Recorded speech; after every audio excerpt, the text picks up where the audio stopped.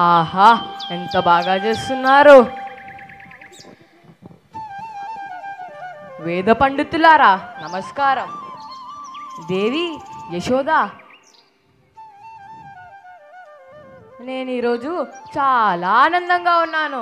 ఆ సంతోషాన్ని అందరితో పంచుకోవాలనుకుంటున్నాను. నందభూపాలునికి ఇంత ఆనందం ఎందుకు? ఎందుకంటే దేవి, మన పంటలు బాగా పండాయి, మన పాడి కూడా బాగా పెరిగింది. ఇదంతా ఇంద్రుని అనుగ్రహమే కదా. ప్రతి సంవత్సరం ఇంద్రునికి పూజ యాగం చేయటం మన ఆచారం కదా. అలాగే ఈ సంవత్సరం కూడా ఆ ఇంద్రునికి పూజ యాగం ఘనంగా చెయ్యాలని తలంచాము దేవి.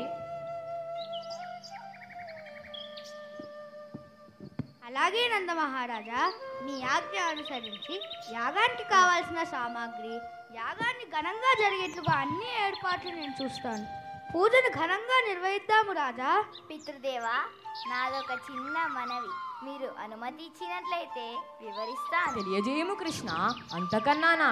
నీ మాటలు నాకు ఎంతో ఇష్టం. నువ్వేమి చెప్పినా బాగా ఆలోచించే చెబుతావు. నీ శక్తి సామర్థ్యాలు మాకు బాగా తెలుసు. ఈ బృందావన క్షేమమే నీ లక్ష్యమని తెలుసు. నీ ఆలోచన వివరించు కృష్ణ. తండ్రి, మంచి కర్మలు చేయడం వల్ల ఎవరికైనా మంచి ఫలితం లభిస్తుంది కదా. మన మంచి కర్మల వల్ల పశు సంపద కూడా బాగా పెరిగింది. పశువులకు దండిగా తిండినిచ్చేవాడు ఆ గోవర్ధనుడు. కాబట్టి మనం ఆ గోవర్ధనానికే పూజ చేద్దాము తండ్రి. మన కళ్ళకు కనపడని దేవరాజు ఇంద్రుడికి యజ్ఞం చేయడం ఏమిటి? గోవర్ధనుడు పశుపక్షాదులనే కాదు, అనేక ప్రాణకోటిని రక్షిస్తున్నాడు. మేఘాలు ఈ కొండ వల్లనే కదా వర్ష రూపం ధరిస్తున్నాయి. కాబట్టి మనం తప్పక గోవర్ధనాన్ని కొలవాలి తండ్రి. అవును తండ్రి, నేను కృష్ణుడితో అంగీకరిస్తాను. మనం ఈ సంవత్సరం గోవర్ధనగిరికే పూజ చేద్దాము తండ్రి. ప్రభు, ఇలా అంటున్నారని మీరు మరోలా తెలవకండి.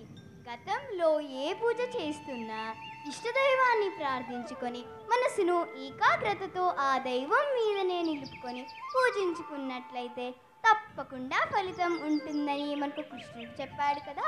ఆ మురళీ మనోహరుడు ఏం చెప్పినా మన క్షేమం కోసమే చెబుతాడు.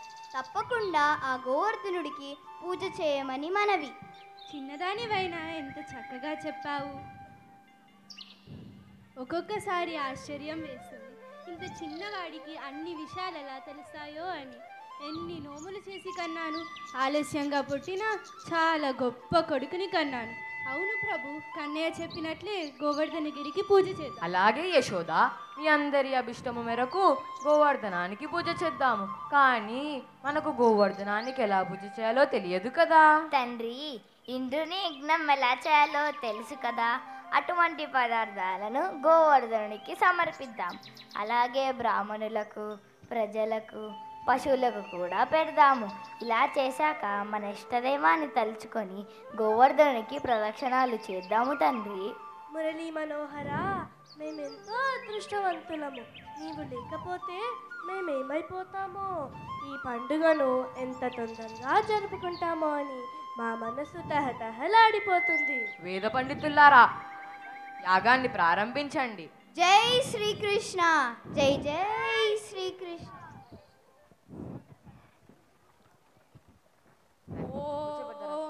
నారాయణ నారాయణ నారాయణ.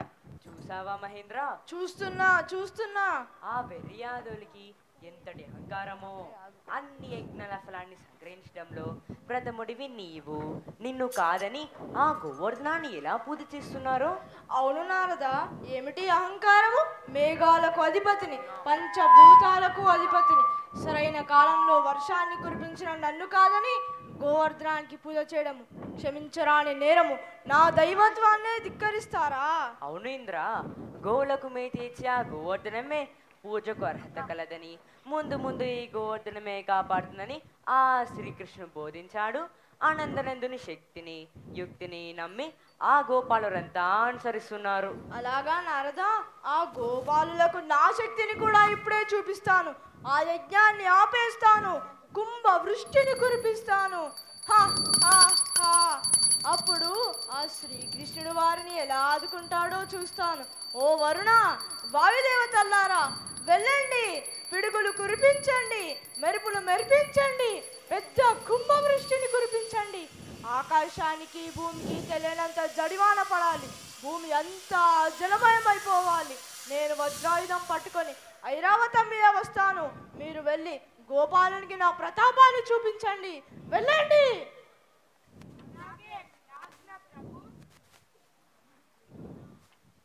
కృష్ణ కృష్ణ అయ్యో భయపడకండి భయపడకండి భయపడకండి భయపడకండి భయపడకండి భయపడకండి భయపడకండి అయ్యో భయపడకండి అరే కొండ వెనకాల ఉంటుంది భయపడకండి భయపడకండి. అయ్యో కన్నయ్య, వీరందరినీ కాపాదాము. మన ఇద్దరం కలిసి గోకులాన్ని జరివాంచి రక్షించాలి కన్నయ్య. ఈ గోకులంలో అమాయక ప్రజలే కాక గోవులు గోవత్సులు ఎన్నో ఉన్నాయి. వాన అందరినీ ముంచివేస్తుందేమో. నేను నాగనితో కొంచెం పెట్టేస్తాను. నీవు గోవతాన్ని పైకెత్తు కన్నయ్య. అలాగే సోదరా.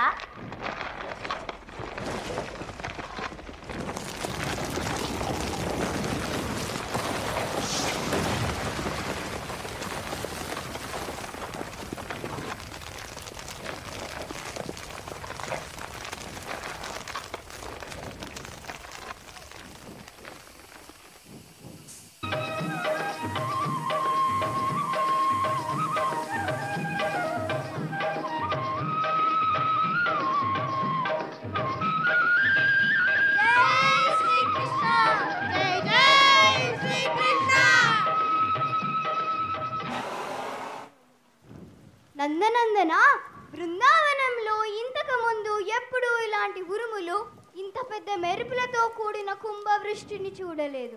నువ్వు మమ్మల్ని రక్షించకపోతే మేమేమయ్యే వాళ్ళమో. 7 రోజులు గడిచిపోయాయి కృష్ణ. అయినా అసలు ఈ వర్షం తగ్గుముఖం పట్టడం లేదేమిటి కృష్ణ? ఈ చిన్ని గోపాలుడు పర్వతాన్ని ఎత్తి పట్టుకున్నాడు.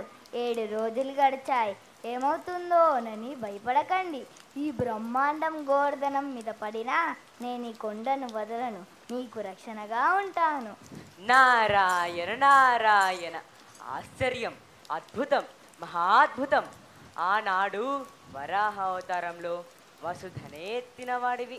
చిటికెన వేలుతో ఈ చిన్ని కొండనెత్తుట ఏ పాటిది? ఈ దృశ్యం ఎంత గొప్పగా ఉంది. ఇక మీరంతా శ్రీకృష్ణుని నమస్కరించుకోండి. నందనందనుడే ఆదినారాయణుని సంగతి విస్మరించాను. అపచారం అపచారం. సర్వేశ రక్ష రక్ష. మీ సామర్థ్యం ఎరుక విర్రవీగాను. నా గర్వం పటాపంచలయ్యింది. గోవుల సంరక్షణ చేసిన నీవు గోవిందుడవు. ఏ వ్యక్తి హృదయంలో అహంకారం, మనసులో మోహం, దురాశలు ఉంటాయో అతని ద్వారా ఎటువంటి ధర్మకార్యం జరుగుట సాధ్యం కాదు. ధర్మాన్ని ఆచరించే వారిని ప్రతిఫలం ఇస్తాను. అధర్మం చేసేవారికి దండిస్తుంటాను. నాకు భేదభావం లేనే లేదు. దేవేంద్ర, మీ తప్పులను సవరించాను. ఇక మీ లోకానికి పొమ్ము. అలాగే మీ ఆజ్ఞ. నాకు నీ దర్శనంతో నా అహంకారం నశించింది. ధన్యుడను తండ్రి, ధన్యుడను. జై శ్రీకృష్ణ. జై జై శ్రీకృష్ణ. జై సత్య సంకల్ప జై శేషకల్ప జై దుష్ట సంహార జై దీన కల్ప జై భక్త పరిపాల జై జగజ్జాల నీవు జరిపించేది నీ చిత్ర కథలు రాసినా చూసినా వినిన ఎల్లరును శుభ సంపదలు కలిగి వర్జిల్లగలరు. సుఖ శాంతులను కలిగి శోభిల్లగలరు.